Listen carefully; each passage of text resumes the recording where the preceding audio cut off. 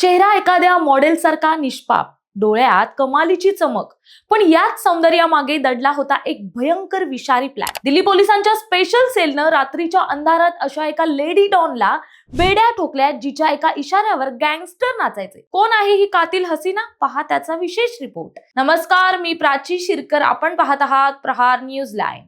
दिल्लीच्या गुन्हेगारी जगतात सध्या एकच नावाची चर्चा आहे, ती म्हणजे खुशनुमा उर्फ नेहा. दिसायला अतिशय सुंदर आणि ग्लॅमरस असलेल्या नेहाचा खरा चेहरा पोलिसांनी जगासमोर आणलाय. दिल्ली पोलिसांच्या स्पेशल सेलने महिपालपूर भागात सापळा रचून लॉरेन्स बिश्नोई आणि हाशिम बाबा गँगचा कुख्यात शार्पशूटर महफूज अली उर्फ बॉबी कबूतर याला अटक केली. पण या कारवाईत सर्वात मोठं यश होतं ते म्हणजे बॉबीला 7 वर्षापासून पोलिसांपासून वाचवणारी त्याची प्रेयसी नेहा.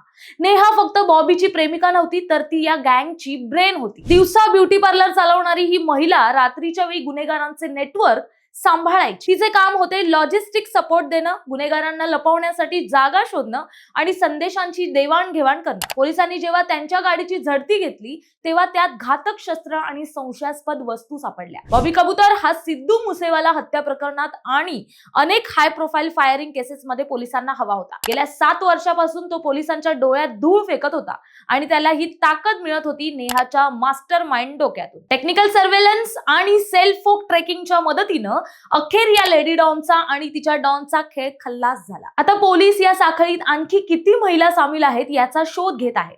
गुन्हेगारीच्या या दुनियेत आता केवळ पुरुषच नाही, तर ग्लॅमरचा मुखवटा ओढलेल्या महिलाही मास्टर माइंड म्हणून समोर येत आहेत. नेहाची अटक हा अशा महिला गुन्हेगारांसाठी मोठा इशारा आहे. सौंदर्याच्या पडद्याआड लपलेला गुन्हेगारीचा काळा धंदा अखेर उघड झाला आणि बॉबी आणि नेहा आता कोठडी हवा खात आहे. गुन्हा कितीही सुंदर चेहऱ्याने केला असला तरी कायद्याचे हात त्यांच्यापर्यंत पोहोचतात. मॅडम, जहरचं विष आता उतरलंय. तर ही होती ब्युटी विथ डेंजरची कहाणी. सोशल मीडियावर हसणारा चेहरा दाखवून गुन्हेगारीची साम्राज्य चालवणाऱ्यांना आता कायद्याने चोख प्रत्युत्तर दिलंय. तुम्ही सुरक्षित राहा आणि अशा संशयास्पद लोकांपासून सावध राहा.